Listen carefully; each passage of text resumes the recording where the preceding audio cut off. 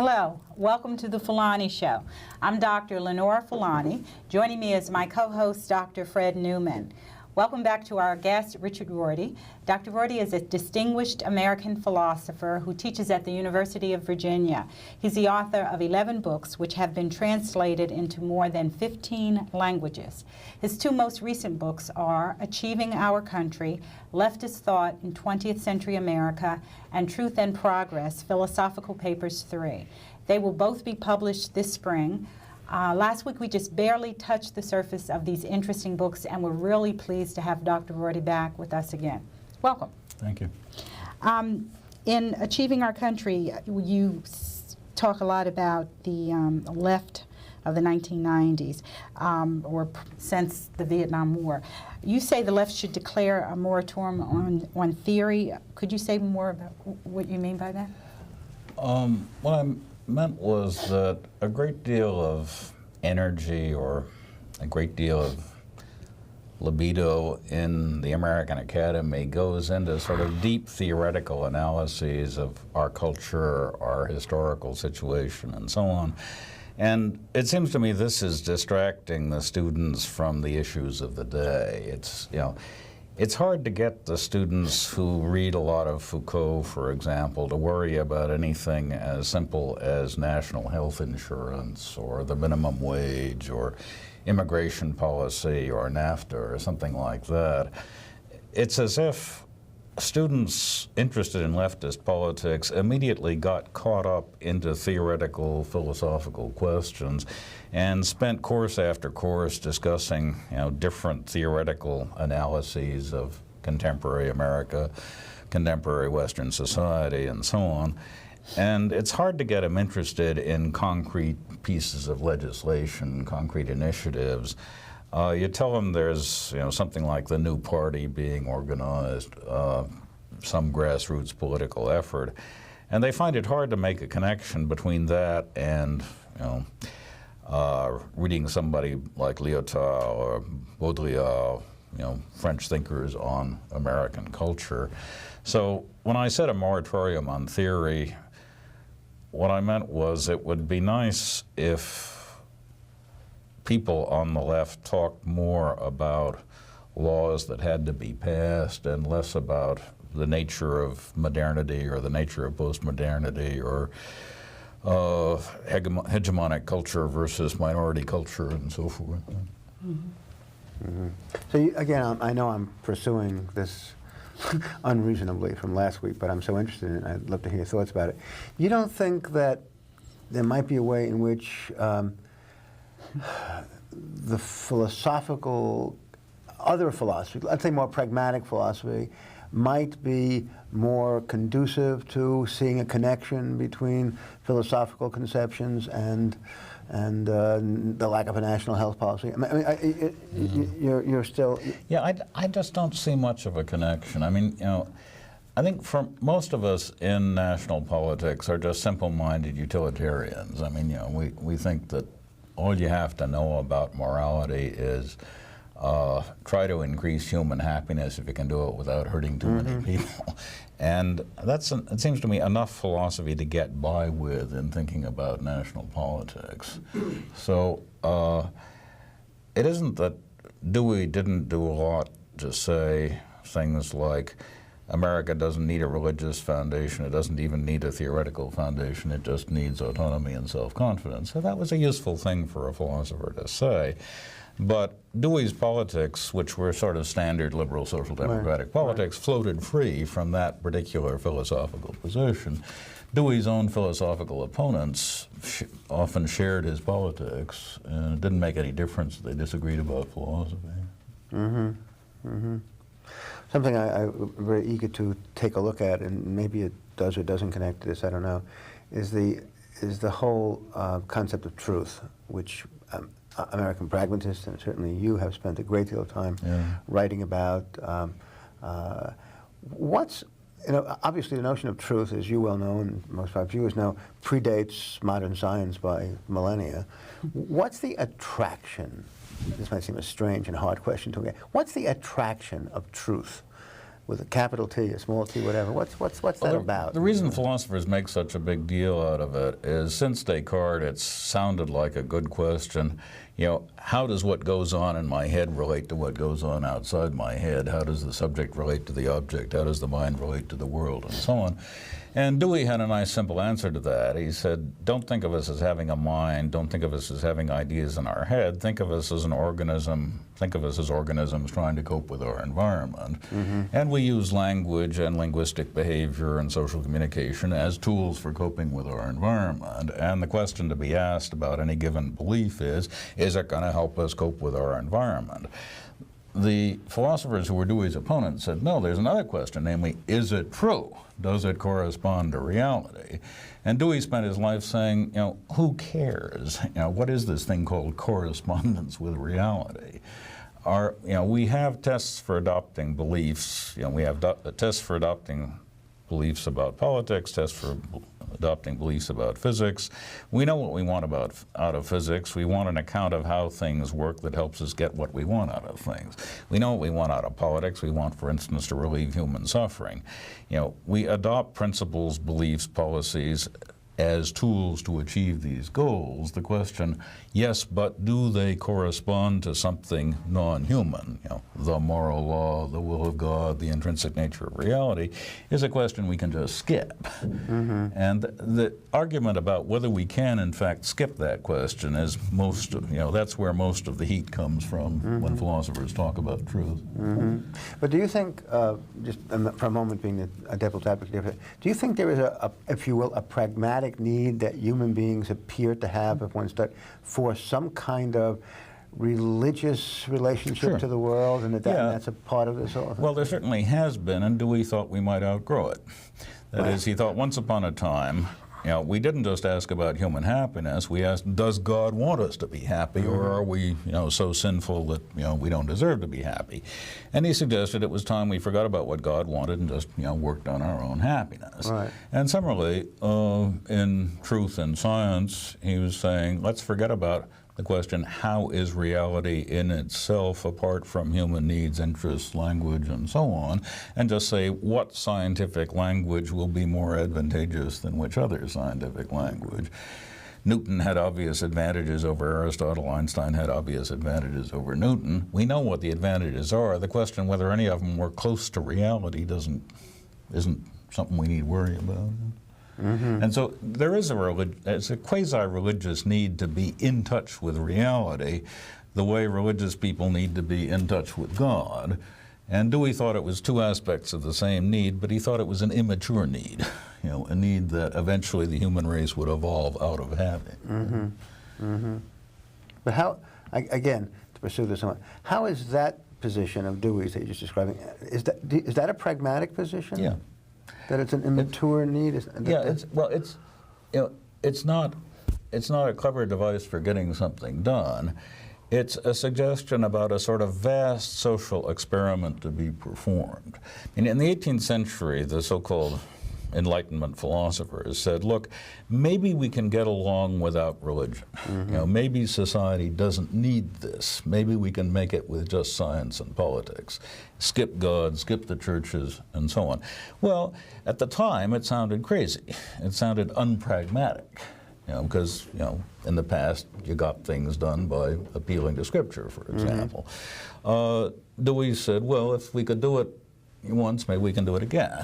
That is, if we can overcome the impulse to rely on something non-human, the way 18th century secularism suggested we do it in the field of morals, maybe in philosophy generally, we can get rid of the idea of corresponding to the nature, will, whatever, of something non-human. And maybe it would work and make us better than we were before. Dewey thought that a secular society was better than a fundamentalist religious society. Morally better, more grown up. And he thought a pragmatist society, that is a society which took a sort of pragmatic view of truth for granted, would be more grown up and morally better than a society that kept asking itself, gee, am I in touch with reality? But do you find it, to me it's somewhat interesting that even though religion in a way is more in an immediate sense, useful in people's lives. People do religious things, talk religious talk, are motivated more and more than they are by reality talk, perhaps. One could make that case. Reality has, in the sense what you're describing, outlasted religion. It persists, even though some people at least there was a moment when religion seemed to be on the wane. Reality, it seems to me, has never been on the wane. Well, I'm not sure about that. Yes. I mean, religion has been on the wane in countries where there was more money, leisure, freedom, peace than there has ever been in the world before. People need religion when things are really tough and life on earth seems hopeless. They hope, well, maybe there's another world where life will be better. It seems to me that if you say, we gradually drop the need for appeal to the non-human when human happiness increases. Dewey is pretty convincing when he says, yeah, and eventually we might drop the whole idea of reality as a standard to which we must conform and just start thinking about reality as the environment which presents us with problems to solve. I mean, Dewey has no objection to reality as we got problems. We're always going to have problems. He just had an objection to it as that which is out there, possibly hidden from us, possibly invisible to our limited minds, stuff like that. Reality conceived as a sort of version of God. I was gonna, the whole issue that we spoke a little bit about in the first show, relative to the left and its lack of pride in our country. And you're saying that the left needed to move beyond that.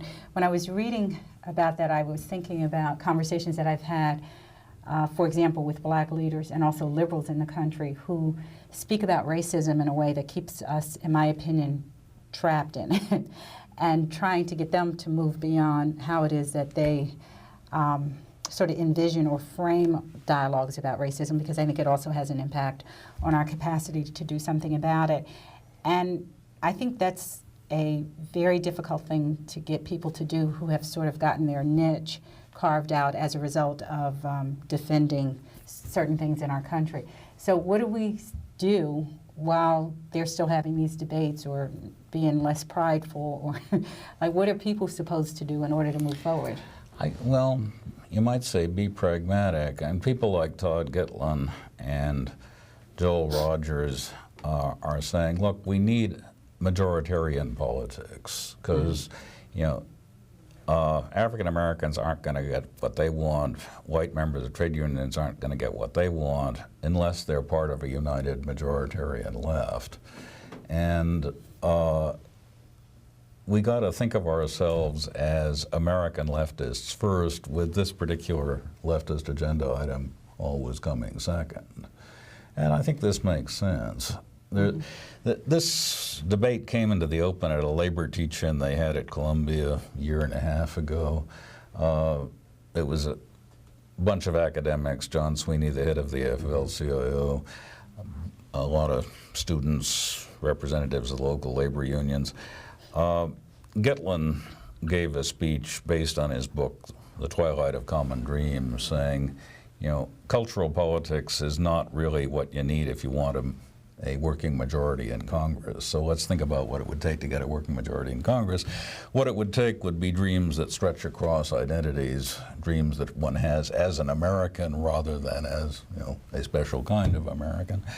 And a lot of the black speakers at the Congress got extremely angry at Gitlin, saying that this was the effect of carrying out his recommendations would be to tear down all the structures of black socio-political organization that had grown up since the Civil Rights Movement, and that it was just too risky for the African Americans to join this majoritarian coalition he had in mind. And they had a point, but I wish at least the point were being discussed more than it is, because it seems to me the central issue for the left. How much of the gains since the King years can we keep after trying to recreate a leftist coalition based on the trade union movement, imitating the one we had in the 50s. One thing, I guess what I was curious about is if we had to wait for the left, is if you saw a movement around Pride in America as coming from else, I mean, people who don't think of themselves as leftists. Like we've been supporters of the term limits movement. And whether people like or don't like term limits, I don't think is the real issue, but millions of Americans, all kinds, a majority of them have supported it. And I mean, maybe that's where the thrust is going to come from, or is coming from, and the left has to catch up with that. Yeah, well, I guess I think that there are other things that it could center around, like, for instance, national health insurance. And this is something that everybody needs, except the white middle-class suburbs who've already got it. And if we could, if we could incite a little more class warfare by saying, look, the country is divided into the people who have health insurance and the people who don't cut across all kinds of divisions. I'd prefer to stick to sort of economic welfare state issues and make them central. Health insurance, local financing of school systems, stuff like that. Sort of simple economic injustice that's curable by legislation. Yeah. We had Robert Reich on the show, as we mentioned earlier, a few weeks ago. And again, I was thinking about him as you were talking, and he was saying, and in his recent book, and also he was saying here on the show, that raising those kinds of issues, or attempting to raise those kinds of issues in the Clinton cabinet, in the heart of American federal government, was virtually impossible. Yeah. That people just, it wasn't even entertained. Yeah. So I guess I wonder what you think about that, and what chance the left has in some ways of getting into that debate when he can't affect, and he was selected to be there, any kind of dialogue on the current distribution of wealth, for example, not allowed. I mean, yeah, I like a lot of other people, I'm sort of baffled by the Clinton administration. That is, it seems to me Clinton got an enormous boost in the polls when he said he was going to give us national health insurance in the '92 campaign. He did his best, you might say, but then, that was quite a while ago, and we haven't heard anything about it. And, I wish that in the closing years of the second administration, he would get back to some of those things he talked about in '92 and, bring them to the front. I guess I just don't understand why it hasn't happened. Yeah. I guess the point that I'm making, though, Richard, I wonder if you think about this, is that one could make out a case, maybe think about our discussion here, that the left in America has become unduly pragmatic on these issues and has been, first of all, a lot of the left publications, a lot of left, in the broader sense of the word as you use it, supported Clinton. Right. So and yet it doesn't happen. They won't even entertain these kinds of issues. So, yeah, Clinton, it seems to me, has all the right social democratic views. He's a thoroughly intelligent, thoroughly decent president, and somehow he hasn't done it. Yeah. And this is what baffles me. It's a puzzle. And I don't think of it as pragmatism versus principles. I think of it as centrism versus leftism. I think Clinton has a lot more room to be on the left than he's taken advantage of. Right. Yeah. And why doesn't he? I don't know. It's a puzzle. I mean, he's acting as if he were going to run for election again, or as if, if he ever mentioned national health insurance, it would imperil Gore's candidacy. I think it would help Gore's candidacy. Yeah. Yeah. It's a philosophical puzzle, or some kind of puzzle. Yeah, Some kind. I find the administration genuinely mysterious. I mean, I admire the president, but I have a feeling he's going to have served 8 years and nothing will happen. One of the issues you raise is the problems of globalization, which extend beyond our borders. What do you think the American left can do about those kinds of problems? At least keep them under discussion. I mean, the unions at least have said think about NAFTA. Don't just preach free trade forever. Think about what's going to happen in the short term and whether the country can rescue the people whom NAFTA is going to endanger. And if we could discuss in detail the question, how much can we afford to do for the Southern Hemisphere, for the Third World, and how much, on the other hand, do we have to do for the unemployed and people employed on minimum wage in America? That's something we have to talk about sooner or later, but nobody at the moment is talking about it. And the left acts as if we could somehow pour money into the Southern Hemisphere and also pour money into what, the Rust Belt, Appalachia, and so on, and we can't. So sooner or later, some politician is going to have to talk facts and figures about the consequences of globalization for the domestic economy. I'm not an economist, so I don't have any, really nice, clear views on the subject, but it seems to me such an important issue for the next few decades and subject to such little discussion that it makes American politics a little crazy that nobody's talking about it. Yeah. Let me shift gears a little bit here, since you've done so many things, written about so many things, and this might seem a strange and naive question, but what do you like about being a philosopher? What made you a philosopher, and why are you still a philosopher? I just got turned on by certain books. You go into an academic discipline because at a certain crucial age you read a book that excites you, and you say, hey, if that's what it means to be an historian, I'll be an historian. If that's what it means to be a political scientist, I'll be a political scientist. And with me, it happened to be philosophy books. Which books did you read? Remember some of the earliest things? Nietzsche, Plato,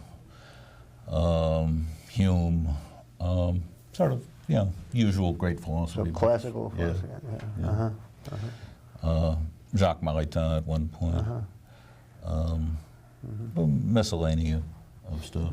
Now you've been, as a philosopher, you've been someone who's gone to a lot of different places. In fact, a lot of places that you just talking about at Princeton, places where, I mean, the country and probably the world, I don't know, but at least in this country, philosophy departments have tended over the last, 20, 30 years at least, to be divided into, the analytic philosophers, the continental philosophers. You've gone to a lot of different places and worked with, read, been inspired by people from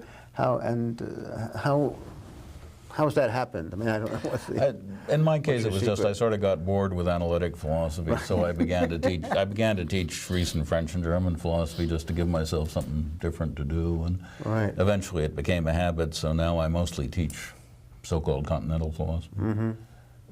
Why don't more people get bored by analytic philosophy? I've wondered that for 40 years now. Well, it's I think it's very much like for example, constitutional law. Extremely intelligent people go into analytic philosophy, like extremely intelligent law professors go into constitutional law, and you have a kind of club of really smart people talking to each other, and after a while they just don't care whether anybody's listening. So you get very high-powered discussion within an area that ought to be relevant to what's going on in the rest of the world, but quite often isn't. I mean, for instance, Judge Posner in the court in Chicago has written a book saying there's too much constitutional law in the law schools. It's a terrific intellectual exercise, but it has no interest for us judges. It doesn't matter for society how you interpret the Constitution. So why don't you get off the dime and talk about something else? And that's sort of my feeling about analytic philosophy, that it's a tremendous, it provides tremendous opportunities for intellectual pleasure, but it's become so self-involved by this time that it's sort of no wonder that you can't get students to take the courses anymore. I'm sorry. I wanted you to announce your upcoming conference. Oh, thanks. Yeah, we have this conference coming up in Virginia, Charlottesville, the 19th to the 21st of May, called Does America Have a Democratic Mission? And it's questions like, are we ever going to start trying to become a classless society, which we once thought we might become? Do we still have any moral status in the eyes of the world? Are we still some kind of example for anybody? Should we be any kind of example for anybody? So we have 18 journalists, scholars, social commentators coming to talk about this. Okay, and all of us are invited to come. Absolutely. Free, open to the public. Oh, great, great. Do we have time for one quick question? Yes. I just the notion, the kind of is this an utter naive, idealistic notion that analytic philosophy or philosophy more generally, but in particular analytic philosophy, can help people to think better, to understand better? Does that have any merit at all? Oh, sure. I mean, it does help you think better. For that matter, studying law helps you think better. Mm-hmm. You know, studying Latin grammar helps you think better. I mean, you know, they're good, solid intellectual exercises. But philosophy has no special Not that I claim can see, to fame. you know, I mean, a lot of the philosophical issues discussed in analytic philosophy departments, particularly in moral and political philosophy, are also discussed in the law schools, particularly in the law review articles in the law reviews. For one reason, because a lot of PhDs who couldn't get jobs went into law and became law professors and are doing exactly what they would have done if they'd gotten PhDs. The quality of discussion in analytic philosophy departments on philosophical topics isn't any higher than in the law schools. Mm-hmm. And it's just, you know, the quality of discussion depends on how bright the people are, and analytic philosophy departments are good, but they're not, you know, they don't stand out above the rest of the university in any special way. It was great to have you. Thank Very you. nice to have Thank you. you for Thank coming. you so much for coming. We're out of time. Thanks for joining us this week. We'd love to get your comments and questions. You can reach me by calling the telephone number on your screen, or you can visit us online. Our website is www.fulani.org. This is Lenore Fulani saying take care of yourself. I'll see you next week.